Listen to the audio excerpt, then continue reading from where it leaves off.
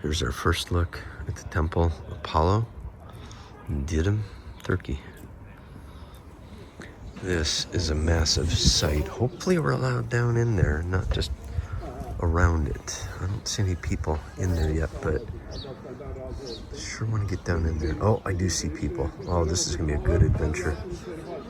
Sure wish I could fly my drone in here. Heading down into the Temple Apollo of Didim. This one is very large in comparison to C-Day. This one is gigantic.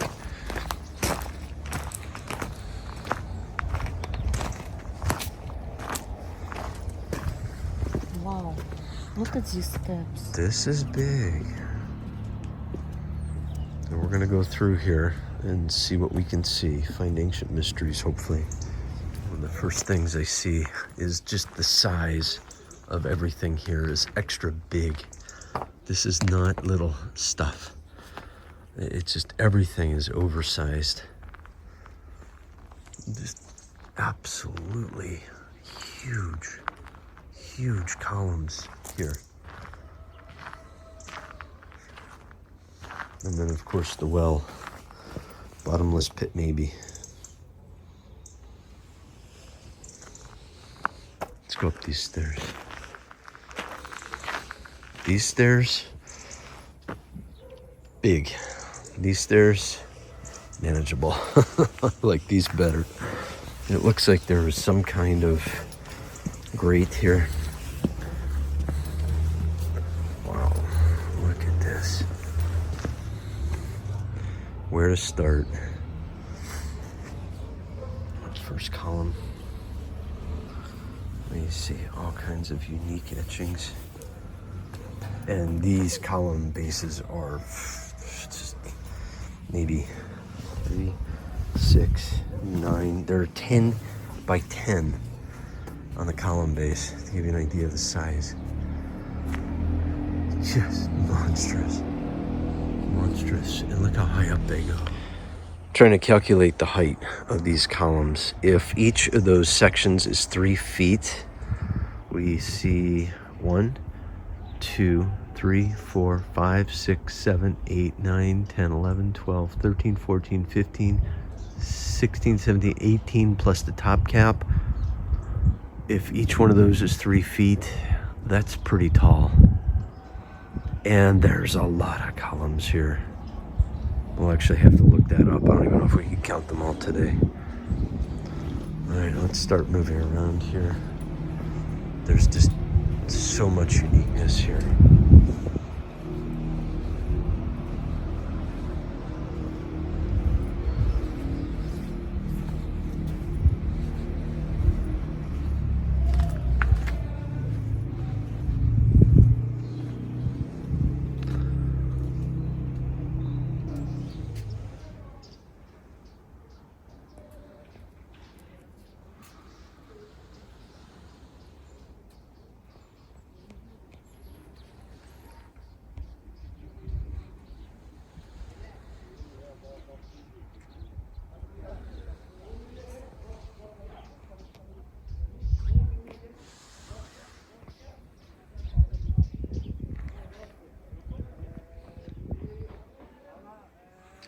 So much stone, and look at the size of this megalithic stone.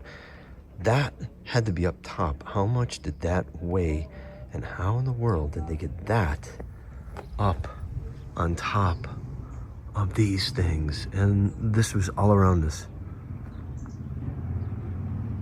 Either incredible engineering or giants. One of the curiosities is that these steps, how they could have moved this, are what you'd be considered about normal size steps, and they're still pretty tall.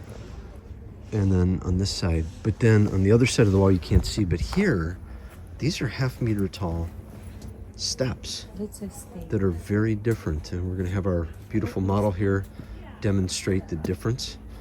You can see that's up to her knee. So that's really different. Maybe regular people had to go up those, and the fancy people got to go up the regular stairs. You never know. I'm gonna take the regular stairs so I don't blow my knee. Let's see the stone, this megalithic piece here. She's gonna go stand next to it to show you how big this piece is. And I think it was bigger at one point. It's just massive stone. And I'm thinking that was up high somewhere. It's just, again, it's huge pieces. Some of these are more normal size that we see laying around, like Cide and Perg.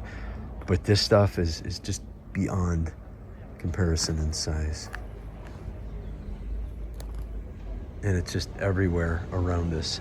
So were those walls or were those people from the early 1900s that came in and moved stuff? Hard to say. Absolutely amazing place.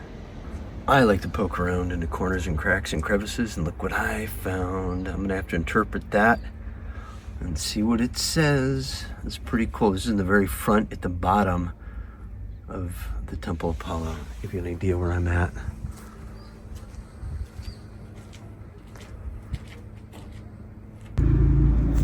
So we've seen this symbol before, but is it what you think it is, or is it something else? We saw this up at the St. John Temple, Selçuk.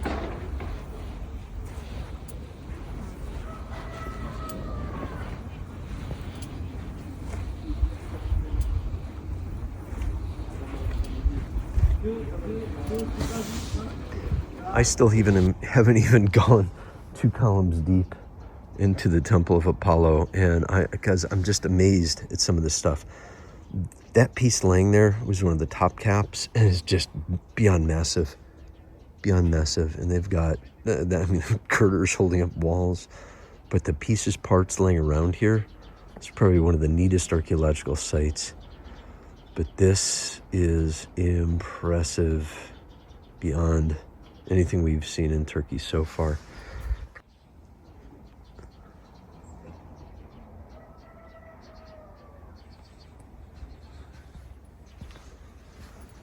All right, let's get a little bit deeper into this place. We've got some walls here, which tells you this is the inside of the temple. We've got some doors. We're going to go in there.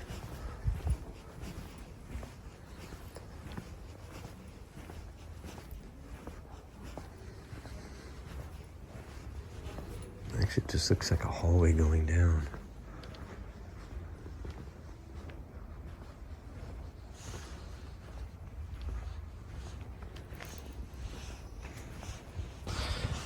All right, we're going to go down the left hallway, I guess you could call this.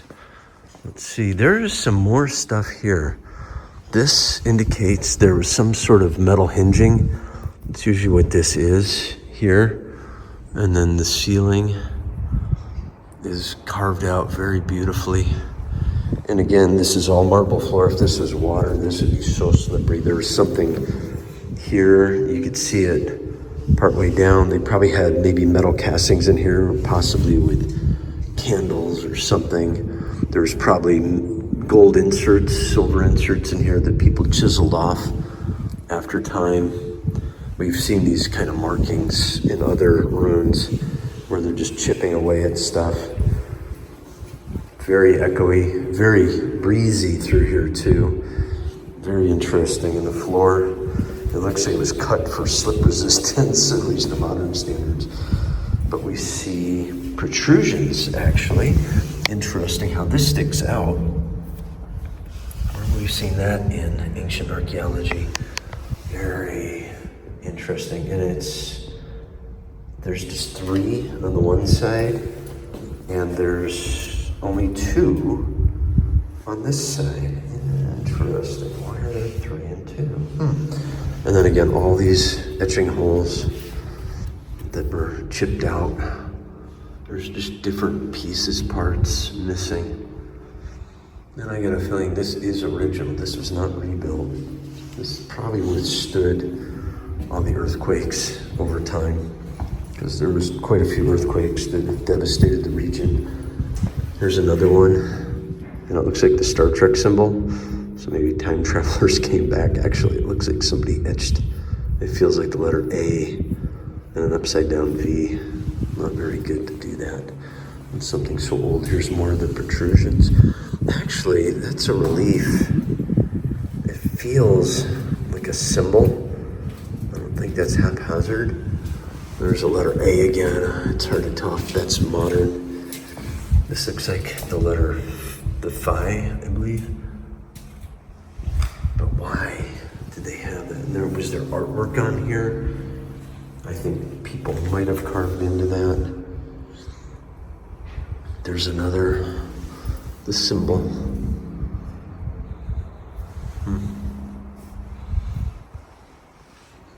Let's come on out of here. It's actually fairly chilly in here. Wind tunnel. The size and the scale of this is just mind-boggling. Wow.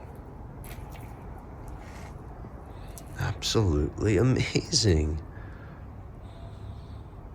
It's huge. I've got my cell set to 0.5. It's the only way I can get this in. It's just so vast in here compared to anything we've been in. I'm sure there's places in Egypt that probably rival this, maybe Greece, even in Rome. I don't remember anything this big. This is just gargantuan. These, I believe, would have been the main doors. Obviously, there's 1, 2, 3, so I'm standing in the main door right here as people would have entered here. This, I don't know who was allowed in here in the past, but it's just insane amount of size. And there would have been a ceiling or maybe an opening in a great ceiling with columns everywhere. Just absolutely amazing. And how perfect that it's prayer time. A little background music.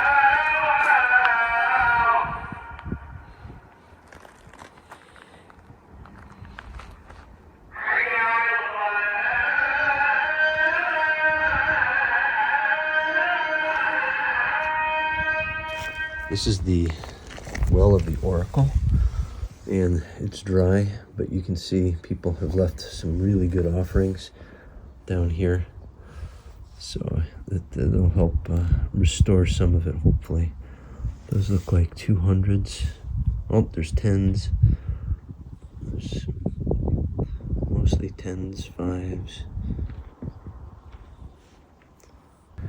I'm standing with my back against the wall in the Temple of Apollo in Didim, Turkey, and just taking this in and trying to use my imagination without all the weathering on here, with the giant columns standing up and all these pieces just back together. There's probably a building inside this, is my guess, based on some of the markings I'll show you in a second. And just trying to imagine what this would look like, or the ornamentation in here.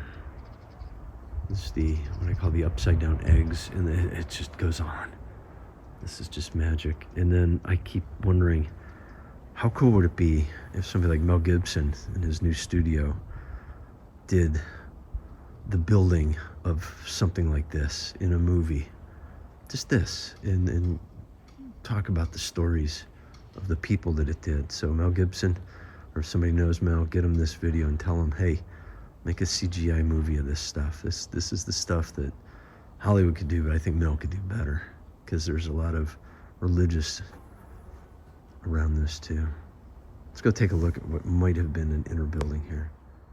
So why do I think this foundation stones was an inner building? Let me show you.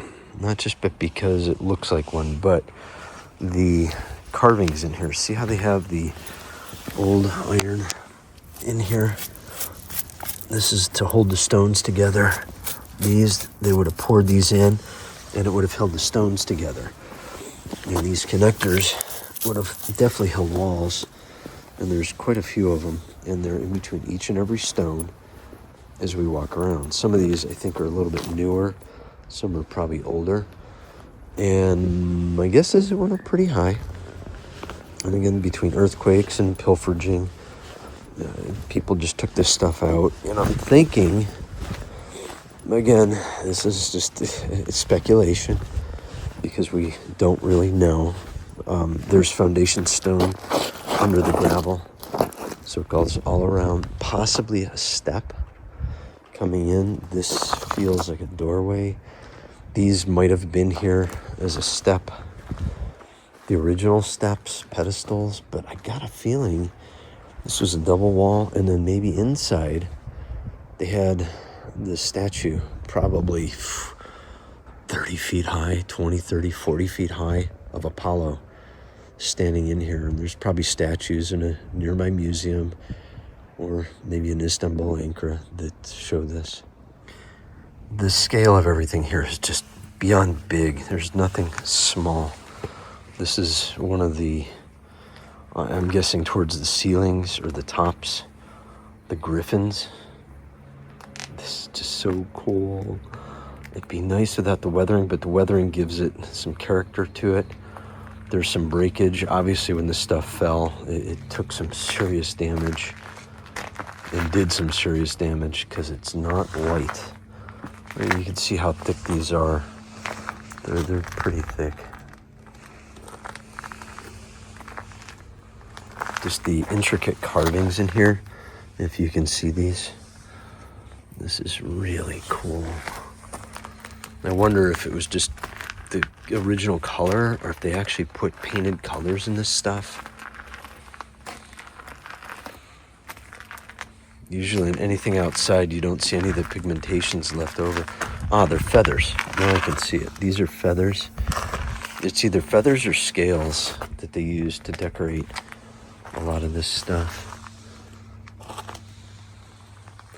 How many artisans did it take to make this, and how long did it take? Even a modern stonemason probably couldn't keep up with these guys, even with the so-called modern tools compared to what they supposedly didn't have back then.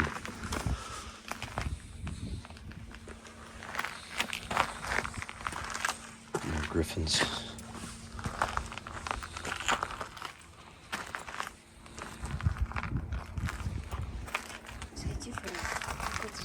And even more griffins. Let's see if we can see a difference. I see mouths open on the guy on the left here. I'm assuming it's a male. Or that's the hair on his chin.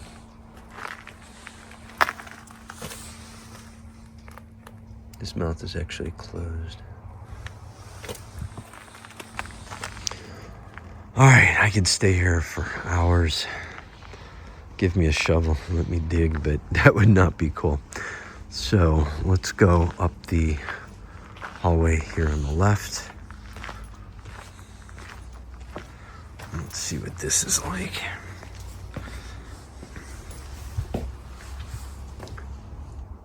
Just impressive. And I'm sure there was a roof over this that probably resembled that. Can we see it? And then the tunnels. Maybe they made the regular people come this way.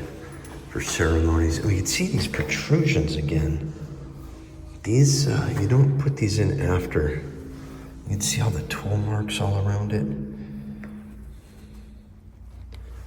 Some have symbols carved in them, some don't.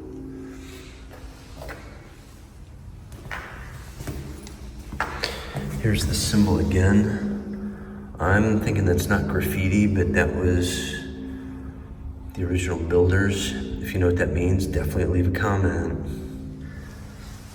There's another one, similar. More. Let's come up. And this marble has worn down quite a bit.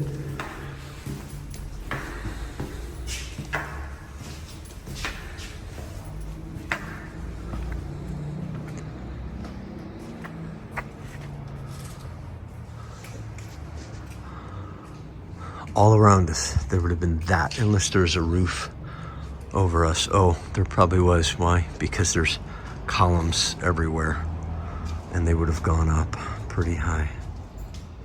So we were thinking these top rows were scales, but now I'm starting to think they were feathers from griffins. After seeing the artwork inside, down below, I'm not quite sure what that represents, but this is just mind-boggling. To give you a size, this is not little. This is fairly decent size stuff. This is not little tiny little intricate carvings. These are big, and they go on for quite a bit. Around the corners.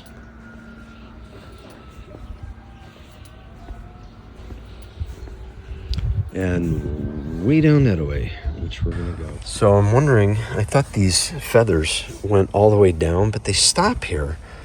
And I was trying to figure out why. And then I noticed that there's an offset in the wall.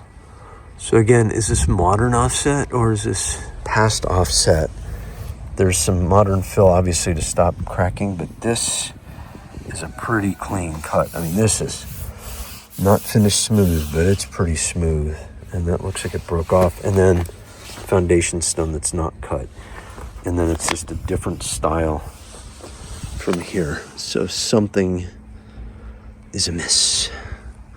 Or is it intentional that they did that all the way down? Again, these two columns are just magical. So I'm standing between the two upright columns, the only two upright columns here, and I'm looking up at the top here. Let's see if we could zoom in on this. It looks like artwork. What do you think? I don't think that's rot. I think that was artwork. And again, imagine this stuff going all the way around.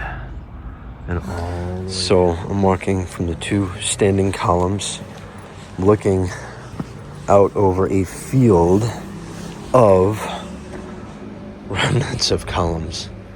This is, I feel like it's so minuscule here. This just the size of these things. I mean, look at this. It just massive pieces. Just amazing. Absolutely amazing.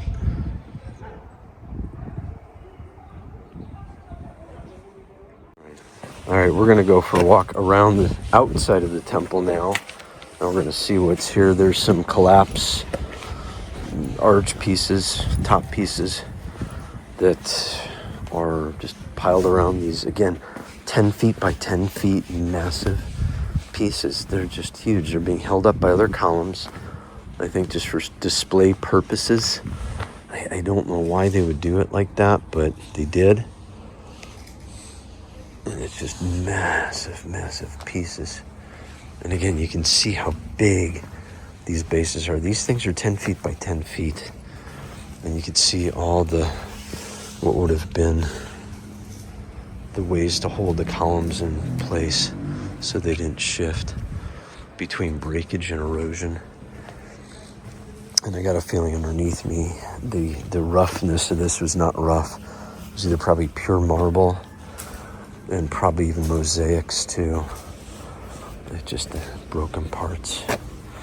And you can see just the machining, the hand tooling, the gear shapes on this. This just took a long time to figure out how to do, let alone make it happen, and how it's eroded and broken. And they set it up. It's just breathtaking. See the pieces. And this would have been a double row of columns. I'm going to show you a picture here of the Temple Artemis. As you can see how it's got the triple row of columns in the front and then the many columns down the side that are by twos. And I think that the Temple of Artemis was based off of this, just on a smaller, much smaller scale. As we continue to walk around, this feels very sketchy, but I saw 2 other people do it, so we'll walk over that. This looks like it was some sort of area that was purposefully dented in here. I don't think this is from collapse. This is like a side entrance. There's a whole lot more up above that I can't even see yet that we're going to get to here, coming up on the backside. And more column pieces that have fallen down, laying on their sides. Just huge pieces. How did they move these things? That's why when we joke, maybe not joke, that giants built this, it's a possibility. It is a real possibility. The stuff is just too big to have been done by people.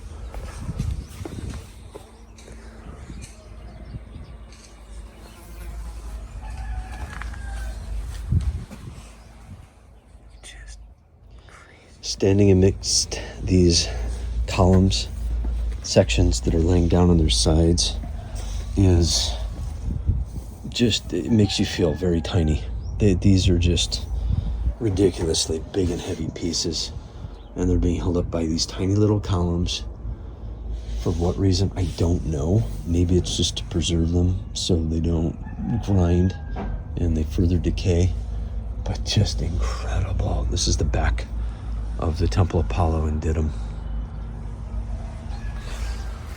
Continuing on to the back of the temple. There's lots of big steps down. Probably not a highly visited area, even back in the day, but still, it's just gigantic chunks. There's nowhere we've seen in Turkey that have such big pieces of chunks. You can see these columns as they fall over or fallen over. I don't know if they all went at once. I would imagine they were like dominoes and just toppled over. But here they are, and fairly modern people. And again, we're going to say within 100 years is modern, maybe 120 or so. Put them back up on these arches to show the display of the size of these things. Even with modern equipment, that had to be hard to do. Just amazing. Absolutely amazing.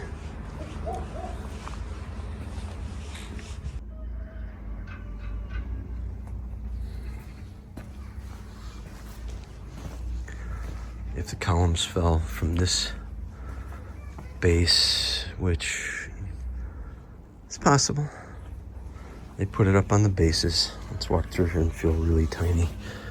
Okay, I feel really insignificant walking through there. And there's more wall. But is that the surrounding wall, or is that from the temple? Or both? And there's just fields and fields of rocks. These are the smallest rocks we've seen, and these are just the broken, crumbled filler rocks. The back wall, we see those protrusions again.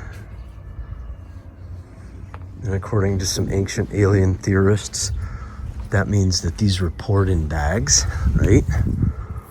That's the theory goes. If these were poured liquid and that was the drain holes, pretty crazy. I don't know if Graham Hancock even talks about this temple, but if he did, You might have some interesting thoughts on it. Here's an interesting part. It looks like some people cleared off some of the stones from this area. I could see those attachment grooves. And then again, rocks just piled all around. And I'm thinking those are modern pilings, which means that these walls might have been higher. Here you can see how thick these walls are. Oh, I didn't notice that. They're like 3 thick, not just 1 thick. This is built to last a long time, and here it is still. Even with some massive earthquakes, it's still here. And this would have been all columns, 2 thick, all the way down up to this size. How long did it take to build this? This was not done in a couple years. I gotta imagine not even 10 years, probably a little bit longer. It looks like somebody did some digging underground. Maybe there's an old entryway that was equal to the other side. It was roughly about the same distance. Well, we've got a long drive to our next video. Until then, you can watch the video on your screen next. Thanks for watching. We'll see you soon.